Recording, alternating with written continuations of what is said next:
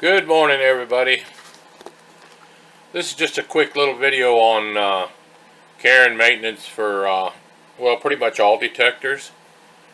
Whether you hunt in the water or not, it's probably a good habit. If you hunt in water, especially salt water, this is something you need to do, periodically. I don't know if you need to do it every hunt. I don't, but here's, this is in reference to the Equinox 800 and 600s. They have this type of connection. This is the coil connection. See all the little pins in there, and then if you look deep in there, there's a little O-ring. And the let me drop that. I'm letting that set. I had a Sharpie. I just painted a line on this Detector carbon shaft just to make sure that when it comes out, there's no notches you can click to. So when it comes out, I can line those up for length and alignment of the coil, so the coil's straight with the head. Anyway, here's the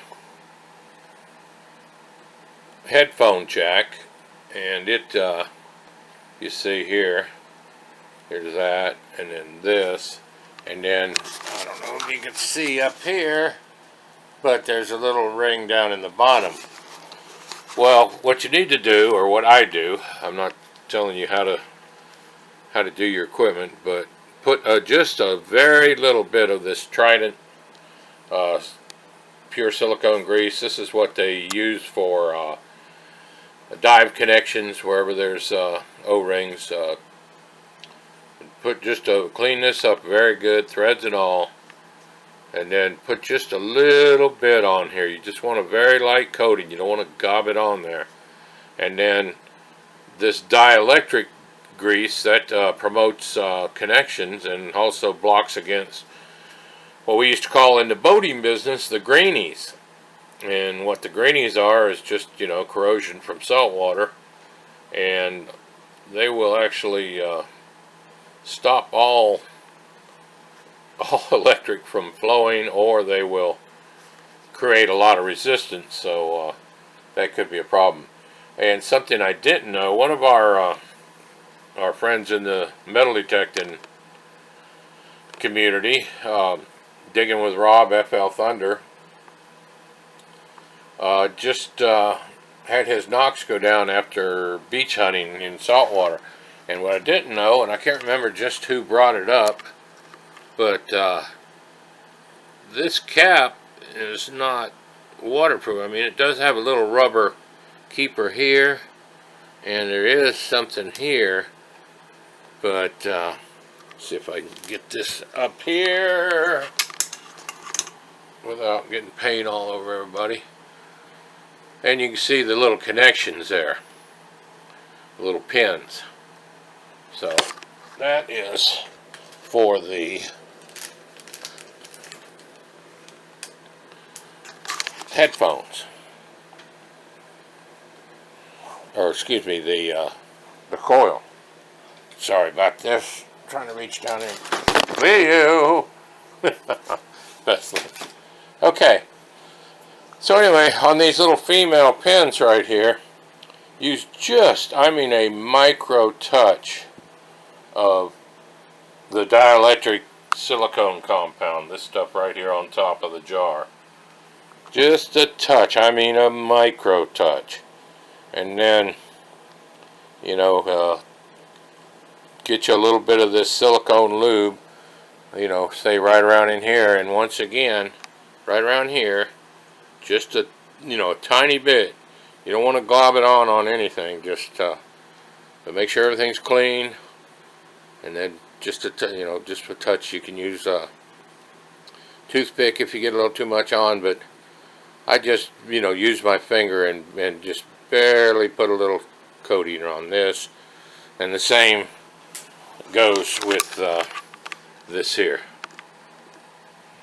And maybe just a touch of lube on the tip of this, the dielectric silicone compound, just a touch here.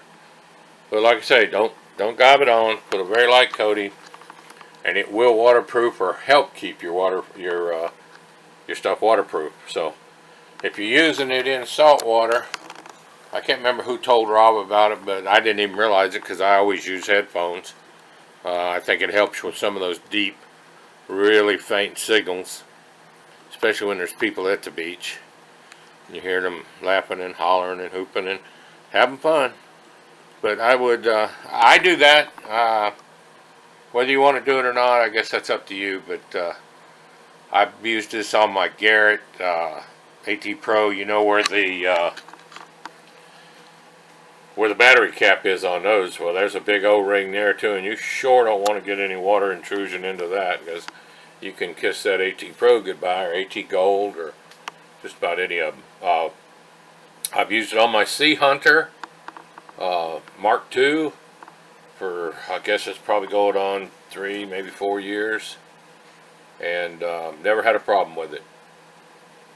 But I try and keep them all, wiped down and cleaned up. Now, I do use mild detergent. People say don't use it. I don't put mild detergent on the head, but just to break the salt, I will, take and rub it on the shaft and down, pretty much every so often, and I rinse it every time I'm out. But I don't know, between that, it should keep your equipment running good. You don't want to salt anything.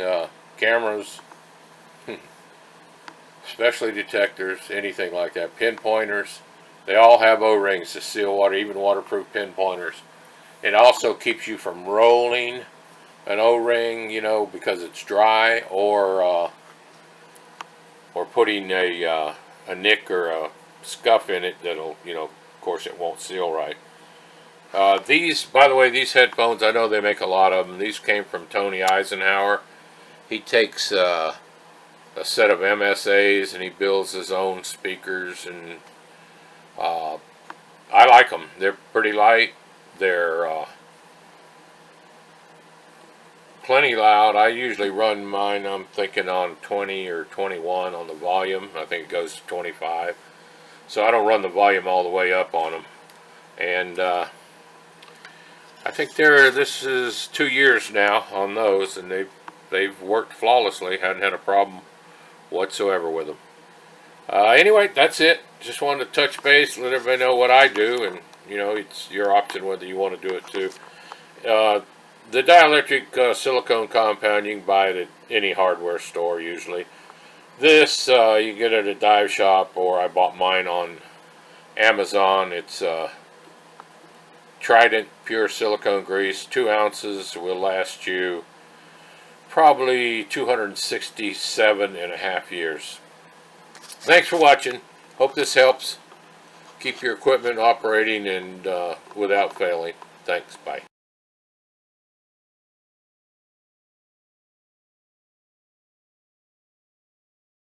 Looking for treasure or something of old, hoping for silver or better yet gold.